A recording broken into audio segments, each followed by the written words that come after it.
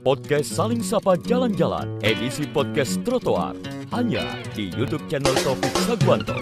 Like, share, and subscribe. Jagung petani milenial Pandawa, Pandawa 01, jagung hibrida tongkol 1, Pandawa 02, jagung hibrida tongkol 2. Hasil panen melimpah, rezeki petani berkah. Saya kira sejak lahir anak Indonesia itu sudah diperkenalkan dengan sastra. Karena ibunya atau neneknya, pengasuhnya pasti sudah menimang-nimang dengan melakukannya. Itu lulabi. Nyanyian Nina Bobo itu bagian dari sastra yang sehari-hari, sastra lisan sehari-hari yang memang berfungsi untuk mendidik. Halo teman-teman podcast Saling Sapa Jalan-Jalan. Saya harus setengah sopan ini. Beruntung banget podcast Saling Sapa Trotoar episode kali ini mendatangkan kedatangan. Tidak juga menangkap orang yang lewat. Ujuk-ujuk. Menebak. Beliau ini ahli sastra loh. Saya ngomong ujuk-ujuk keliru. Karena nggak baku bahasa itu. Jadi Pak Bedunduk itu beliau dengan rela hati mau berbicara dengan saya yang ya di trotoar yang benar-benar nggak ilmiah, Prof. Serius nggak ilmiah, nggak intelek, nggak bisa dibilang juga nggak termasuk ini, cerdas gitu. Itu hidup yang alamiah. Oh begitu malah. Ya. Hidup yang paling awal. Nggak empiris. Malah paling empiris itu. Malah yang ilmiah itu sudah mengalami penyaringan. Ini loh asiknya teman-teman kalau ngobrol dengan profesor sekalian. Yang ilmiah, yang akademis itu sudah mengalami penyaringan dan penataan begitu. Bisa jadi itu dibuat-buat. Dibuat-buat dengan akal. Dengan akal. Dikondisikan. Dengan konvensi, dengan kaidah-kaidah yang dianggap benar. Jadi, hasil dari pengalaman langsung alamiah yang tidak terbahasakan, yang mungkin belum tersaring gitu. Wah ini kalau kita ngomong sama Prof beneran itu malah nggak terlalu ribet kayak kita ngomong sama yang baru aja selesaikan disertasinya ya. Memang yang beneran itu bukan pakar. Kalau yang belum jadi, belum matang itu biasanya masih ini disebut pakar. Apa-apa dibuat sukar gitu. Pakar itu apa-apa dibuat sukar. Ini cocok ini saya ini. Ini tercerahkan hari ini benar-benar tercerahkan itu. Jadi yang teoritis itu malah sebenarnya itu sudah dikondisikan dengan akal, dengan konvensi, dengan jurnal, dengan itu rangkaian promotor apa. Tapi pertama-tama ya dengan akal pikiran, dengan itu sistem pemikiran. Betul. Bahasa canggihnya itu sofistikasi. Aku ngomongnya angel. Sofistikasi. Pencanggihan. Dan canggih itu dari kata canggih. Dari bahasa ini, bahasa kalau nggak salah dari bahasa ini, semacam bahasanya orang Malaysia itu apa namanya? Bahasa Melayu. Ya, tapi kalau canggihnya Melayu Riau. Orang Embongan. Itu apa canggihnya? Cangkeme enggak nggih. Tapi orang kebangke. ini yang sangat menarik. Jenengan jadi profesor itu dulu karena memang cita-cita apa karena itu tadi? Cita-cita enggak ada. Cita-citanya pengen kuliah gitu aja? Ya kuliah mengalir, menangkap peluang-peluang yang ada yang muncul. Beberapa saat itu aja dipilih. Termasuk jenengan ketika sekarang jadi staf ahli menteri?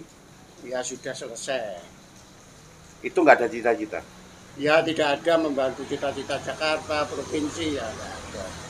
Ngalir gitu aja? Ya mengalir tapi juga memilih pilihan-pilihan yang datang pada setiap momentum itu. Bedanya ketika ikut birokrat dengan ketika memilih dunia akademisi di mana where the big difference? Saya ngomongnya harus bergaya gitu. Rada lincip lah. Iya Kak lincip. Asine kosong nggak nopo-nopo. Gimana Bro? Ya sebenarnya perbedaan aja. Kalau dunia pemerintahan, dunia birokrasi itu semuanya harus satu, tidak boleh multitafsir. Tapi dunia akademik itu bebas. Jadi kalau dunia birokrasi itu harus benar, tidak boleh salah, karena konsekuensinya besar. Karena konvensinya hukum ya, Ya. akan berlawan dengan hukum. Ya bukan hanya berlawanan hukum, bisa Undang-undang. diperkarakan secara hukum. Betul. Tapi dunia akademik itu harus bebas, harus merdeka. Yang kata orang ya kadang-kadang rodok ngawur. Kadang-kadang rodok Rodok ngawur, ngawur. tapi itu kemudian dianggap alternatif. Mana yang paling jenengan cintai? Yang rodok ngawur tadi atau yang di birokrat? Saya di tengah-tengahnya saja. Di tengah-tengah. Karena Indonesia ini kekurangan jembatan untuk saling memahami antara yang merdeka dan yang harus terikat itu. Jadi butuh konversi, Ya. katalisator untuk bagaimana yang terikat harus ikut juklak juknis Ya. sama yang berpikiran bebas. Butuh Ya. itu. Ya harus memahami, dan yang berpikiran bebas, berkebiasaan merdeka, itu juga memahami dan bisa menyikapi keterikatan itu. Tidak boleh saling melawan, menolak, dan menegasikan. Karena kalau salah satu diantaranya tidak ada, itu berarti runtuh semuanya. Kata orang-orang pintar itu, begitulah hukum eksistensi itu selalu terdiri atas dua hal. Kalau salah satu hal ditiadakan, maka Sama yang- kayak cinta, Prof, harus berdiri di atas dua kaki yang sama kuatnya untuk tegak Tidak. berdiri. tidak mungkin bertepuk sebelah tangan. Betul. Namanya- Karena kalau bertepuk sebelah tangan capek, Prof. Iya. Kita ngarep-ngarep, kono ora arep. Nah, ya. Selain tepukannya ya lewat terus karena Betul, nggak ada. betul. Kayak saya sama Luna Maya itu, Bro. Iya. Kita sama-sama ngotot. Saya ngotot dia ngotot enggak. Iya. Saya dulu juga nggak mau diajak sama Luna Maya itu. Kenapa? Lah ini baru ini gimana ini? Ya, pokoknya saya tolak lebih dulu. Oh. Karena kalau saya lamar, dia juga mesti menolak. Jadi tolak duluan aja, ngomong Lebih enggak baik duluan ya. menolak duluan Wah, daripada ini lebih ditolak. ini mengandung canggih, ini cerdas ini. Buat jenengan sastra itu apa, Bro? Sastra itu banyak. Sastra itu bisa dalam arti pustaka, Siap, bisa dalam arti pengetahuan. siap. Karena kata tra itu adalah pengetahuan, sas itu adalah pengajaran. Jadi pengetahuan yang diajarkan. Lalu kalau ditambahi susastra adalah bagaimana pengetahuan itu diajarkan dengan keindahan. Kalau di cerita pewayangan, kalau yang kue pengen pinter, kue ngajaro. Jadi buat saya itu bagian dari memang harus diajarkan supaya itu bagian dari mengabadikan sastra itu ya salah satunya harus diajarkan tadi itu bagian dari pengajaran. Ya pengetahuannya iya. Ya, Salah harus satunya- diajarkan supaya terus. Selain pengajaran juga pengalaman. Nah, betul itu. Sastra Indonesia menurut jenengan Sastra Indonesia itu sastra baru yang belum mengakar pada semua masyarakat. Tapi bukan berarti masyarakat tidak memiliki sastra. Setiap masyarakat pasti memiliki sastranya sendiri-sendiri. sastranya sendiri-sendiri. Tapi tidak harus sastra Indonesia. Sastra Jawa. Bisa sastra Jawa, bisa macam-macam. Melihat dari nama kan jenengan orang Jawa. Iya, iya. Sastra Jawa menurut jenengan seperti apa? Apa ya? Sastra itu satu harta karun kebudayaan suatu masyarakat. Ini keren. Malang pun juga memiliki harta karun kesusastraan. Tapi kita tidak boleh hanya ngomong sastra Indonesia. Sastra dalam arti pengetahuan yang berisi keindahan yang bisa diajarkan pada semua orang. Dalam pengertian itu setiap masyarakat apapun pasti memiliki kesusastraannya. Zaman dulu ya ada fungsi-fungsi sosial. Tuh. Nah sekarang ya paling fungsi-fungsi estetis, fungsi-fungsi yang terbatas. Ya itu maksud saya. Itu yang ada di pikiran saya dan jenengan langsung ngomong kan. Jadi gini, Tumus jenenge. iya tuh Mas. Ketepakane kok keren banget itu. Jadi saya sering berpikiran gini, Bro. Saat dulu orang masih serba terbatas untuk menyampaikan perasaannya saja itu ditulis, itu butuh tulisan indah segini segala macam. Iya. Ngirimnya pun butuh berbulan-bulan. Iya. Cuman dibaca gitu aja terus ditunggu dibales. Ketika teknologi masuk nyempil di situ, Iya. di mana ditulis sekarang, diterima sekarang, bisa dijawab sekarang. Iya. Menurut jenengan apakah ada tiba-tiba sastra tadi menjadi tidak lagi estetik, tidak lagi mengalami penurunan fungsi atau apa mungkin menurut jenengan gimana, Prof? Yang estetis tetap, yang indah tetap, tetapi mengalami perluasan dan popularisasi ya itu namanya sastra populer saja. Nggak akan ada batasnya, nggak. Ya pokoknya bisa diterima masyarakat, bisa digemari, kalau perlu laku dijual banyak, itu ya sastra, tetapi tidak bisa diukur dengan sastra yang serius tadi. Sastra yang populer serius. Saja. Ini dianggap sastra populer aja. Ya, dan fungsinya memang beda. Dan jenengan khawatir nggak ketika sekarang teknologi itu demikian masuk gampang, terus kemudian esensi sastra atau yang katakanlah kosakata aja simpel, Iya. makin banyak kosakata yang hilang atau Iya. terdekadensi atau bahkan musnah dengan adanya teknologi ini mungkin Enggak juga, teknologi harus akan bertambah ya teknologi harus kita sambut dengan baik pada proporsinya. pada proporsi. Pada proporsinya. Kehadiran teknologi itu malah bisa memperkaya sastra. Saya kalau teknologi itu teknologi digital, maka itu akan memperkaya jenis sastra baru yang bisa saya sebut sastra digital. Baru sekarang ya, Ya, sastra digital. Ya. Dan Malang saya kira salah satu kekayaan potensialnya pada sastra digital itu, terutama generasi milenial yang banyak di Malang. Tetapi tidak berarti teknologi itu saja. Teknologi percetakan itu juga menciptakan sastranya sendiri. Ketika jenengan ngetik masih pakai taktok Ya. itu akan menciptakan sastra sendiri. Ya. Pada saat orang menulis di atas pena akan menciptakan sastranya sendiri. Semua akan punya gayanya sendiri-sendiri ya, Prof ya. Ketika orang mengingat saja seperti Ngidung, Nembang, katakanlah Cak Marsam gitu, itu ya juga sastra. Tapi Meskipun verbal ya. ya itu namanya sastra lisan ya. Iya, iya, iya. Sehingga sebenarnya kalau kita mau serius itu sastra itu bisa ditempatkan dalam 4 kuadran, 4 kotak gitu. 4 kotak ya. Ada sastra lisan dan itu banyak saya kira.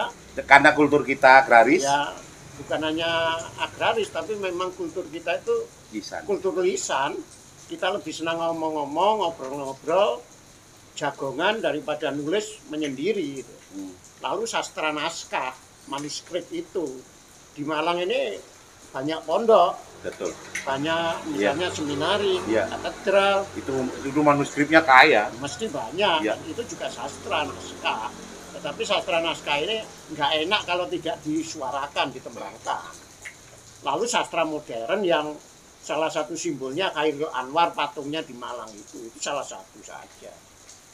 Nah sekarang ketika dunia digital itu tumbuh, ya muncul sastra digital. Nah mungkin belum diterima, tapi itu kenyataan. Bahkan di Wattpad itu bisa Di Wattpad jadi ya. pembacanya lebih banyak. Dan sampai dibaca bisa jutaan kali. Iya, iya. Padahal buku belum tentu dibaca jutaan kali. Ya tangeh lamun pada Jawanya, nggak bakalan. Gak bakalan. Iya. Jadi ini dengan ada digital membuka kemungkinan lebih besar. Kemungkinan Ya. dibaca lebih besar. Jangkauannya juga lebih jauh. Ya. Tanpa batas.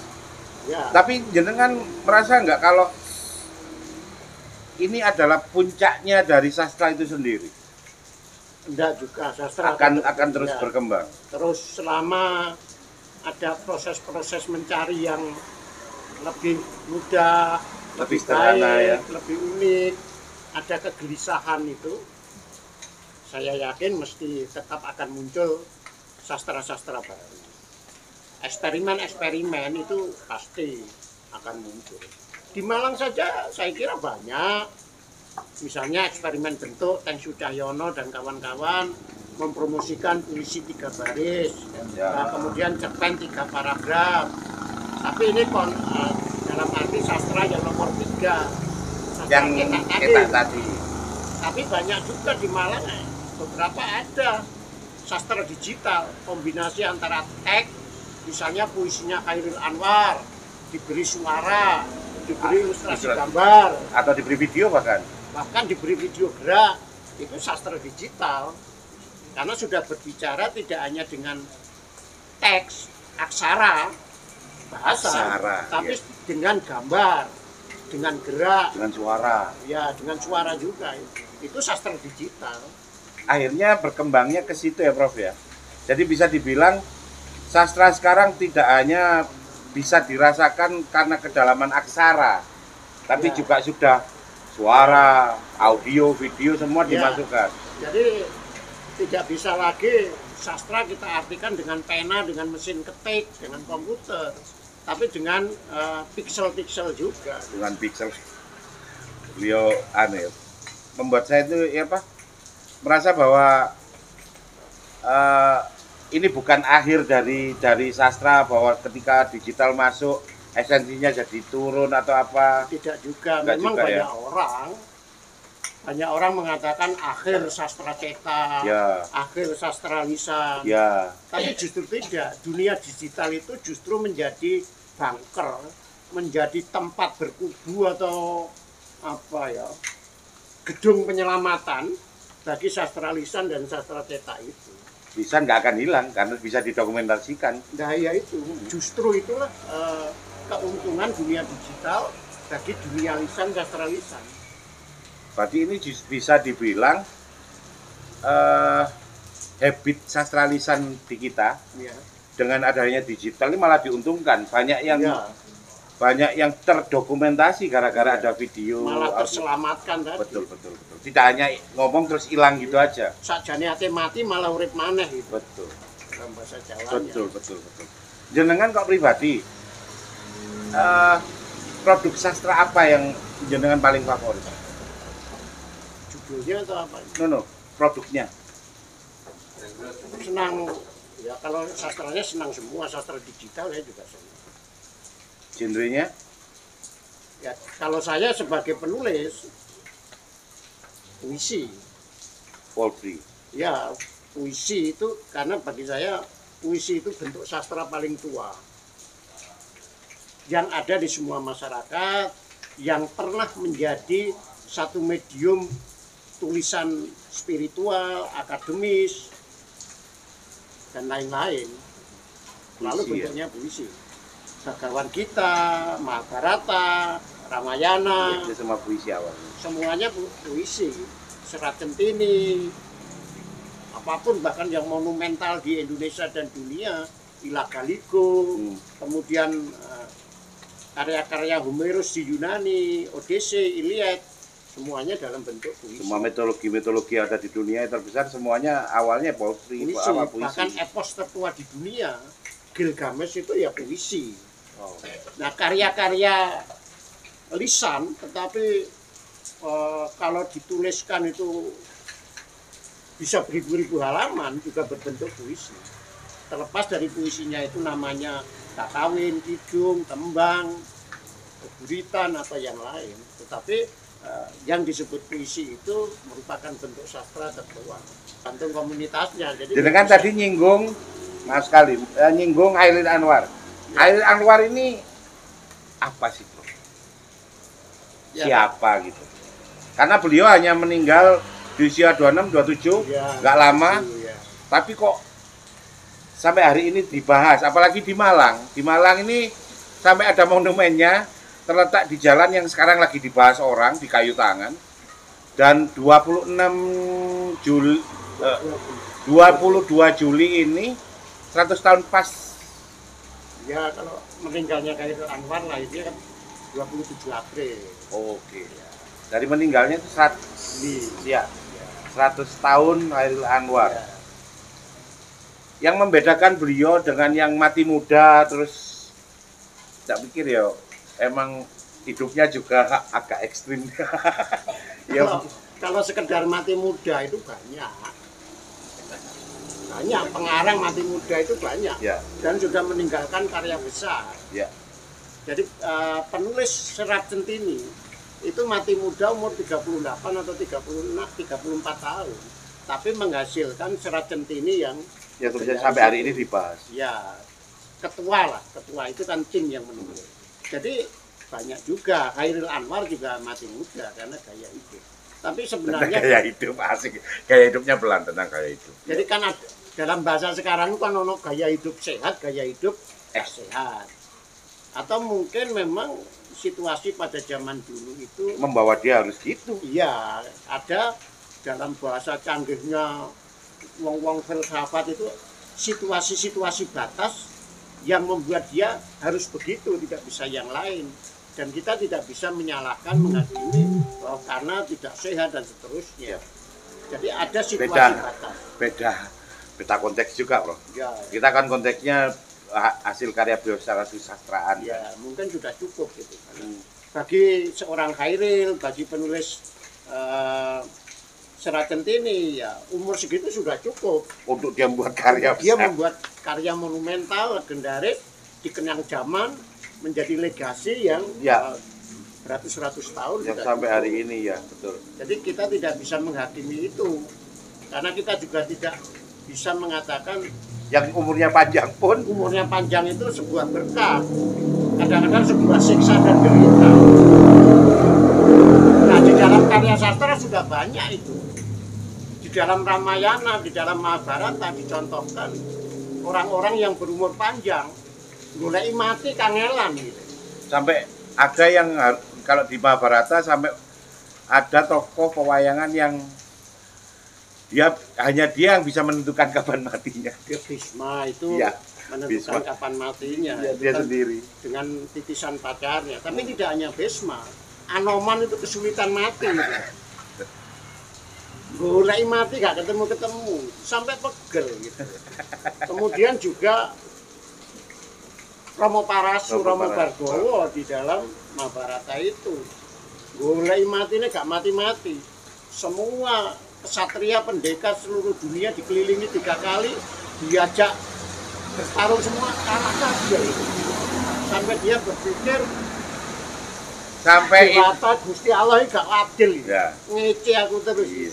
Tapi ya begitulah. sampai artinya, putus asa gimana caranya ya, mati. ada relativitas di dalam cara kita melihat. Mau serius menek jangkrik. Nah, balik mana Chairil Anwar itu ya begitu. Tapi kayak kembali lagi kita tidak bisa melihat Chairil Anwar usia muda kok sudah karyanya legendaris gitu. Oke. Serat Centini karena kembali lagi ada ekosistem, ada ekologi yang menentukan. Bicara ekosistem saya sambungan lagi nih. Ekosistem apa yang ada di Malang kala itu? Sampai patung ini ada di Malang. Ada di daerah Ya, Ayu Tangan sini. ya sebelum di Malang lah. Ya. Chairil Anwar itu menjadi hebat karena pertama-tama pamannya itu orang hebat. Pamannya itu pendiri republik yang harusnya bukan Tritunggal. Siap. Tapi Tritunggal. tinggal. Tritunggal, salah seorang yang dilupakan oleh negeri ini, Syahrir. Sultan Syahrir Sultan itu pamannya Chairil Anwar. Jadi memang dia turunan lingkungan intelektual, lingkungan bacaannya sehebat Syahrir. Canggih duluan di zamannya. Ya dia orang yang Iya, canggih. maju pada zamannya. Pada zamannya benar. Dia juga kumpulannya katakanlah orang-orang yang memiliki semangat untuk mencari ilmu pengetahuan. Dan Jadi, make sure bahwa sudah waktunya kita ini merdeka, gak ada pilihan lain.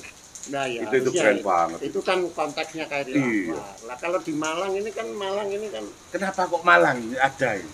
Kenapa bukan di Bukit Tinggi sana? ya pertama saya kira persoalannya adalah iklim ya, iklim budaya pada saat itu. Tidak memungkinkan Justru memungkinkan. Jadi, untuk ada di Malang. Malang memungkinkan untuk mengenang, mengingat dan menghargai Chairil Anwar. Keren ya. Nah kalau toh di Jalan Galunggung atau di tempat kita ngomong emperan ini sampai di Sarina seberang itu, memang itu pusat kebudayaan. Oh. Karena Malang ini kan terlepas dari pencarian alur sejarahnya, susur galur riwayat-riwayat historisnya nyata-nyata oleh Belanda dijadikan gemeente untuk sebuah tempat rekreatif. Salah satu rekreasi adalah rekreasi kultural. Tentu ada etos-etos yang dibangun, etos intelektual, etos kebudayaan, dan disitulah saya kira berkembang sampai tahun 60-an, bahkan mungkin 80-an kok Malang masih punya koran, masih punya komunitas-komunitas terbatas ya, sastra, budaya, intelek yang bagus.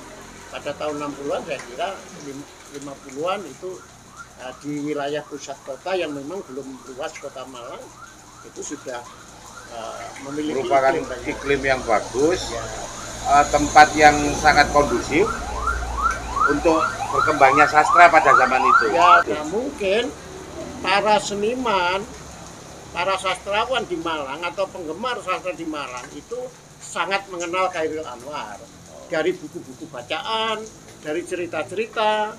Nah, ini yang perlu ditelusur, saya nggak tahu ya. Siapa tahu pernah ketemu Chairil Anwar. Karena bagaimanapun siapa tahu Chairil Anwar pernah nongkrong di Malang lama. Kalau di Malang mungkin bisa ya, bisa tidak, tapi yang jelas dia muternya kan di Jawa Timur juga. Yes.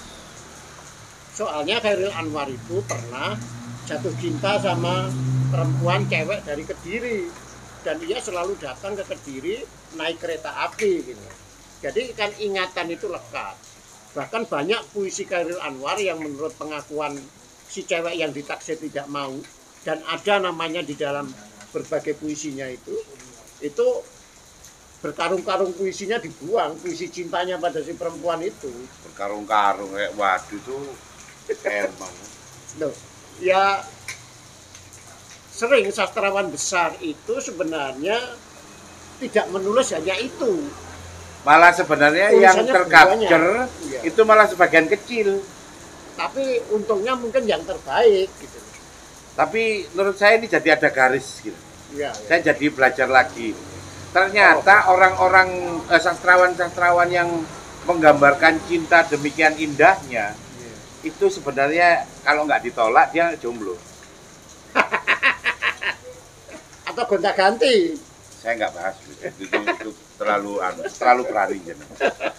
Jadi Khalil Gibran menggambarkan dengan demikian matinya pun mati jomblo. Iya. Chairil Anwar berkarung-karung puisi cinta bisa dia buat karena ceweknya ora gelem. Coba gelem kayaknya dia macet gak nulis puisi. Iya. Rabiayo. Akhirnya dia cuma menulis di buku nikah aja. Kayak aku yang ngono. Oh, gara-gara diterima mati. Nggak buat lagi. Yes, angel. Nah, itu ya. Berarti ini ilmiah ini sebenarnya. Jadi kalau Anda mau produktif menulis, Anda harus patah hati. Atau Anda ditolak. Makanya Anda biasa-biasa aja naksir orang yang cantik banget. Sehingga kalau Anda ditolak, Anda akan menggambarkan cinta demikian indahnya. Karena sejatinya cinta itu digambarkan indah oleh orang yang nggak pernah merasakan cinta itu sendiri. Karena cinta itu menjelma jadi kewajiban. Betul, ketika cinta jadi kewajiban. Makanya saya nggak mau terbelenggu sama ini loh, gak bisa dilanjutkan lagi. Ketika nanti istri saya lihat dan saya diancam nggak boleh pulang. Tidur luar. Ini. Tetapi kalau belum diterima, apalagi ditolak. Metenteng bahasa Jawa Malangnya. Tantangan. Nah. Itu dasarnya cinta dan kerinduan itu. Nah, kalau jenengan ngomong cinta dan kerinduan, ada nggak satu bait puisi yang ngena sekali di jenengan dan jenengan hafal luar kepala? Ya ada. Ya, saya pengen denger dong. Saya pengen langsung denger dari maestronya. Yang apa? Iya. Ya, satu bait yang dalam banget. Jenengan langsung. Ya ada. Ya coba. Misalnya pelayaran rindu di matamu. Wah, dari kedip matamu tercipta samudra biru. Dalam dan menunggu. Cepat kuarungkan perahu rindu. Berjumpa dengan terusnya. Suake-ake. Makanya kalau mau jadi sastrawan tuh harus terus merasakan cinta baru. Kalau cinta lama itu nggak akan ada episode baru. Atau bisa juga kulaan pengalaman cinta, kisah-kisah cinta. Nggak seseru kalau kita ngerasakan cinta itu sendiri. Iya. Jadi jenengan ini saya terinspirasi ini. Kadang-kadang juga enggak. Masa jatuh cinta berkali-kali pada orang yang sama? Saya pikir itu terlalu normatif ya. Saya kira objeknya tidak harus dengan manusia. Oh iya ini dengan hewan. Oh betul. Bisa jadi manusia itu jadi cerita karena kalah sama hewan. Betul. Ini seru ini. Misalnya saya nulis cerita. 2 orang suami istri wong padha kerene rabi. Ya. Bendino bengok-bengok. Kita pegatan. Nah, zaman sekarang kan ingon-ingonnya kucing ya. Iya. Setiap pegatan lewari mau keluar, kucingnya gendaan. Duh, kucingnya gendaan, masa aku nanti pegatan. Balik lagi. Terus, begitu terus. Akhirnya mereka ngomong jawab pegatan bendino yang perempuan, tapi anak 6. Itu Terus karena Kak penyelesaiannya pegatan. di jalan tadi. Iya, karena penyelesaiannya begitu keluar terinspirasi kucing masuk lagi. Iya. Masuk lagi. Jadi kan memang pengalaman-pengalaman. Berarti ini akan ada karya jenengan yang bicara orang, mulai aku menikahimu kau selalu meminta cerai padaku. Sampai 70 tahun usia pernikahan kita lah, itu akhirnya ada itu nanti. Tuh, saya sudah nulis itu. Wah, ini seru ini. Apa? 3 paragraf di bukunya Teng Su itu, judulnya Pak Geblok. Nah, ini Pak Geblok ini pas banget ini. Timingnya pas. Timingnya bagus itu. Ya. Saya seorang laki-laki yang sudah bermimpi 40 tahun ingin mencium bibir seorang perempuan. Gak keturutan. Gak keturutan, bareng wis tuwek Pak Geblok kudu cangkeme di masker pisan wis gak ketok lambene gitu. Apa semenung? Buat saya itu neraka dunia lah. 40 tahun. 40 tahun. 40 seumuran saya loh. Ya, iya. Orang tahu belas. Berapa tahun belas? Terus gaya masker. Mai masker wis malah gak ketok lambene. Seru ini. Ya itulah namanya imajinasi. Imajinasi saya kemana-mana ini. Pegatan ngejak pegatan bendino sampai usia pernikahan 70 tahun. Bisa jadi tidak begitu. Bisa jadi kayak perempuan, tiap hari ngajak cerai, tapi sebenarnya dia ngajak Iya, bercinta. Sebaliknya juga ada perempuan tiap hari ngajak kawin, tapi laki-lakinya ngajak berpacaran seumur hidup. Misalnya kita bikin Rosa sudah gendaan 4.500 kali dengan Bobby. Suatu ketika Rosa ini bilang pada si Bobby, Mas, ayo kita kawin. Bobby-nya bilang, enggak, kita pacaran saja seumur hidup, Dek. Loh, kamu tidak cinta sama aku? Loh, justru karena cintaku luar biasa, maka aku putuskan berpacaran denganmu seumur hidup. Ide baru ini. Loh, kok kenapa begitu? Nanti kalau aku menikahimu, semuanya jadi kewajiban. Supaya semuanya menjadi cinta dan kerinduan, kita pacaran saja seumur hidup. Ini baru. Aku datang padamu karena rindu, aku traktir kamu karena cinta. Nanti kalau aku menikahimu, ngekei duit, kewajibanku, mulai kewajibanku. Hidup hanya kewajiban itu tidak merdeka. Wah, ini saya jadi terinspirasi banyak ini. Terinspirasi apa? Loh, maksudnya Pak bahwa Aja nyoba. enggak, maksud saya gini, maksud saya jadi sejatinya ketika orang itu tidak merasa memiliki, justru di sana asiknya. Iya. Setengah nyolong-nyolong piye, nyulik-nyulik piye Nah, gitu. nah. Tapi kalau merasa full itu dimiliki, Iya. malah ampang. Iya. Memang mantan itu selalu tampak lebih indah ketika ditinggalkan. Dan setiap kita itu punya mantan terindah. Meskipun banyak orang yang logis ngomong, kalau dia terindah ngapain jadi mantan? Iki ngomong apa sih iki? Ini Ngomong kan- sastra. Ya ini yang saya tunggu, Ridwan Purnama yang ngomong seperti ini. Iya, resikonya itu memang Pak Malik. Resikonya banyak hal-hal nakal yang diomongkan ini, tapi menarik ini. Wah, ini luar biasa. Jadi hari ini kita tercerahkan gitu bahwa sejatinya Anda berimajinasi itu paling liar itu pada seorang yang paham betul sastra. Dan hari ini beruntung banget saya bukan ecek-ecek ya, bukan sekedar dosen-dosen biasa. Profesor langsung yang ngebahas itu. Dan saya merasa terhormat hari ini. Terima kasih Prof. Kutip mengutip bukunya Fatkul, inilah omongan kocak kacik tadi. Kocak kacik. Iya, kocak kacik. Wis rono rene Ini seru tapi. Iya. Tapi saya seneng. Ini membuktikan bahwa tanpa tujuan itu juga bisa menyenangkan dan Sangat. membahagiakan. Dan saya terinspirasi. Tidak harus dengan tujuan. Luar biasa ini. Nakal ini. Saya suka profesor yang nakal. Karena saya ketemu beberapa profesor itu, saya ajak ngomong kayak gini, gak ono listriknya blas ya, gak nyetrum blas ya, loser. Tapi nggak, tambah aku ngomong, tambah beliau lebih liar ternyata. Mungkin listriknya banyak, baterainya. Iya. Sinyalnya nggak ono. Jaringannya putus. Atau dia nggak punya pulsa. Nah, itu pulsa entek. Asik ya. Yo panggil medoti keren soalnya. Tapi aku tak kayak pembukaan ini keren banget.